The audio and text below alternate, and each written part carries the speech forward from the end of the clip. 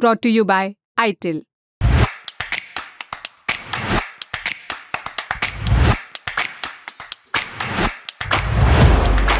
UP मदरसा act 2004 का जो मामला सुप्रीम कोर्ट में था, जिस पर जय हुई, सुनवाई हुई, उस पर आज फैसला आना था और आज सुबह उस पर एक बड़ा फैसला आ भी गया है।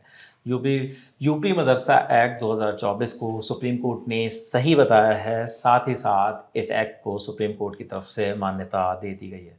साथ ही सुप्रीम कोर्ट ने ये भी कहा है कि ये जो एक्ट है वो संविधान का उल्लंघन नहीं करता है। और आपको बता दें, मैं एक लाइन में कि इस पूरे मामले पर जो इलाहाबाद हाई कोर्ट है उसने इसे असंवैधानिक बताया था। इस मामले पर आज जो फैसला सुनाया गया उसमें क्या जानकारियां हमारे सामने आई, क्या सुप्रीम कोर्ट ने कहा, मेरे साथी रजत उन्होंने पूरे फैसले को विस्तार से पढ़ा है। वो पहले हमें फैसला बताएंगे और उसके बाद यूपी मदरसा एक्ट 2004 के बारे में भी अहम बातें हमारे साथ शेयर करेंगे। रजत, फैसले में सुप्रीम कोर्ट ने क्या कहा है? फैसले में पहले तो ये बता दें कि इस एक्ट को असंवैधानिक करार दिया था हाई कोर्ट ने 22 मार्च को। उसके बाद अपील हुई सुप्रीम कोर्ट में और सुप्रीम कोर्ट ने पहले फैसले को सुरक्षित रखा था और आज उसका फैसला हुआ है। सुप्रीम कोर्ट ने हाई कोर्ट के फैसले को पलट दिया है और इस एक्ट को संवैधानिक बताया। हालांकि हाई कोर्ट की तरफ से कहा जा रहा था यह धर्मनिरपेक्षता के विरुद्ध है, जो धर्मनिरपेक्ष हमारा सेकुलर संविधान है और प्रेमबल के विरुद्ध है, कॉन्स्टिट्यूशन के विरुद्ध है। मगर आज सुप्रीम कोर्ट ने उस फैसले को पलट दिया और सुप्रीम कोर्ट ने कहा कि हाई कोर्ट ने मदरसा कानून के प्रावधानों की गलत व्याख्या की है, क्योंकि ये सिर्फ धार्मिक शिक्षा नहीं देता है। सुप्रीम कोर्ट की ओर से ये बड़ी सख्ती से कहा गया है कि उन्होंने कानून की व्याख्या गलत की है और उन्होंने कहा कि अगर आपको लगता है कि शिक्षा की वो क्वालिटी, वो गुणवत्ता बेहतर नहीं है, तो उसके लिए हम गाइडलाइंस बना सकते हैं। सिरे से एक्ट को खारिज कर देना ये सही नहीं होगा।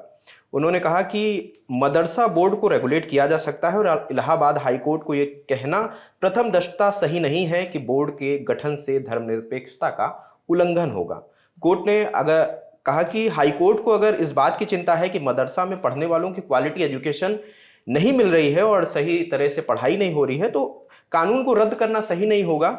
उसके बजाय अगर हम प्रॉपर गाइडलाइंस जारी कर दें और हम ये बताएं कि शिक्षा व्यवस्था कैसी होगी, किन गाइडलाइंस पे पढ़ाया जाएगा, क्योंकि ये इसके वजह से एक बोर्ड भी बना था इसके तहत, यूपी मदरसा बोर्ड, जो ये सुनिश्चित करेगा, जो ये गाइडलाइंस को फॉलो करता है कि मदरसा को कैसे मान्यता दी जाएगी, सरकारी मदरसा को, क्योंकि मान्यता के बाद ही जो सरकारी मदद होती है उसे मुहैया कराई जाती है। जिस तरीके का अनुदान सरकारों के द्वारा दिया जाता है, तो वो अगर मान्यता प्राप्त होते हैं तो फिर ज्यादा बेहतरीन और बेंच, सुप्रीम कोर्ट की ओर से ये भी कहा गया कि बेंच की ओर से कि आपका जो हाईकोर्ट का जो फैसला है वो सीधा सीधा 17 लाख बच्चों की जिंदगी को प्रभावित, उनकी शिक्षा को प्रभावित करने वाला है, तो हमें ठहर कर फैसला लेना चाहिए। और उसी क्रम में आज इस फैसले को संविधान के सम्मत बताया गया है और इस फैसले को, हाईकोर्ट के फैसले को पलट दिया गया है। जी बिल्कुल। और इस चीज़ में एक चीज़ और मैं बता दूं कि 17 लाख शिक्षकों के साथ 17 लाख छात्रों के साथ 10,000 शिक्षक भी और कुल 25,000 मदरसे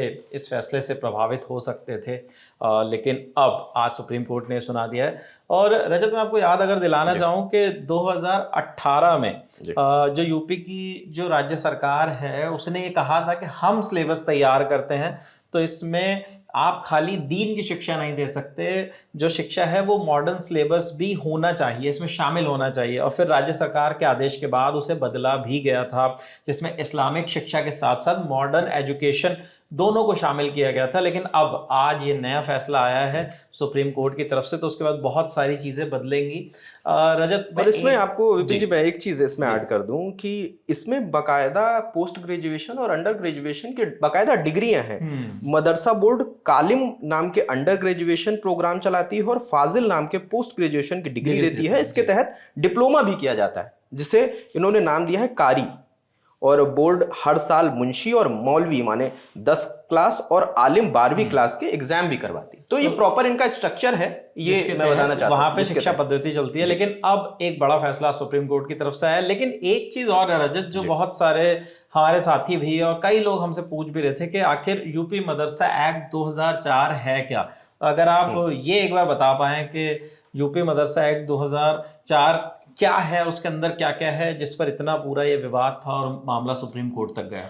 ये बात है 2004 की, मुलायम सिंह यादव की सरकार थी और तब ये एक्ट आया था और इसका मसौदा ये था कि शिक्षा व्यवस्था को हम कैसे बेहतर कर सके, हम कैसा सिलेबस होगा, किन किन पैमानों पे मदरसाओं को मान्यता दी गई थी, तो उसी को लेके एक मसौदा तैयार किया गया था, जिसकी तहत एक बोर्ड बनाया गया था, यूपी मदरसा बोर्ड, जो इन सभी चीज़ों को संचालित करेगा। उनके मेंबर्स ये डिसाइड करेंगे कि क्या शिक्षा पद्धति होगी, क्या पढ़ाया जाएगा, क्या सिलेबस होगा और मान्यता मदरसाओं को कैसे दी जाएगी। अभी एक आंकड़ा यह है कि 25,000 मदरसे हैं और जो सरकारी आंकड़ा है कि 16,000 मदरसाओं को मान्यता प्राप्त है, रजिस्टर्ड जो है जी, जो रजिस्टर्ड है। जी। तो ये इस तरीके से यूपी मदरसा एक्ट 2004 के अंदर इस तरीके से ये काम सारा चलता है। और मैं आपको एक चीज़ और बता दूं, जो ये याचिकाएं दायर की गई थी हाई कोर्ट के फैसले को चुनौती देते हुए, ये Anjum Qadri managers association Madaris Arabia UP के, all India teachers association Madaris Arabia Nai Delhi, managers association Arabi madrasa Nai Bazar और टीचर्स एसोसिएशन मदारिस अरबिया कानपुर, भारत के इन सब की तरफ से याचिका दायर की गई थी जिस पे सुप्रीम कोर्ट में सुनवाई हो रही थी। और आज की जो सुनवाई की है वो मुख्य न्यायाधीश डीवाई चंद्रचूड़ की अध्यक्षता में हुई। न्यायमूर्ति जेवी पारदीवाला भी उसमें थे, न्यायमूर्ति मनोज मिश्रा, और इन सब की पीठ ने मिलकर ये सुनवाई की है। और डीवाई चंद्रचूड़ जो कि बिल्कुल अपने कार्यकाल के आखिरी दिनों में हैं, 10 नवंबर तक उनका कार्यकाल चलना है, तो उससे पहले ये अहम फैसला उनकी तरफ से भी आया है। आखिरी में एक आंकड़ा मैं और जोड़ देता हूं कि केंद्र की ओर से पेश हुए थे अटॉर्नी जनरल के वेंकटरमणी जी, और ये बताया है एसएस नटराज जी ने कि 1096 करोड़ हर साल सहायता की जाती है, आर्थिक सहायता है जो सरकार की ओर से मदरसों को की जाती है। तो अगर ये फैसला ये रद्द होता तो ये भी कट ऑफ हो जाती है ये सहायता। बिल्कुल। और जिस तरीके से अभी मदरसों का संचालन हो रहा है उसको किस तरीके से और पारदर्शी बनाने के लिए सरकार की तरफ से कुछ चीज़ें कही गई थी, और अब सुप्रीम कोर्ट का एक अहम फैसला इस पर आ गया है। इस मामले में फिलहाल इतना ही। सुप्रीम कोर्ट का पूरा फैसला हमने आपको बताया, क्या है यूपी मदरसा एक्ट 2004 ये भी बताया। अब इस मामले पर लगातार प्रतिक्रियाएं भी आनी शुरू हो गई हैं। जो भी प्रतिक्रियाएं आगे आती हैं उस पर भी हमारी नज़र बनी हुई है। मेरे साथ थे मेरे साथी रजत, कैमरे के पीछे हैं।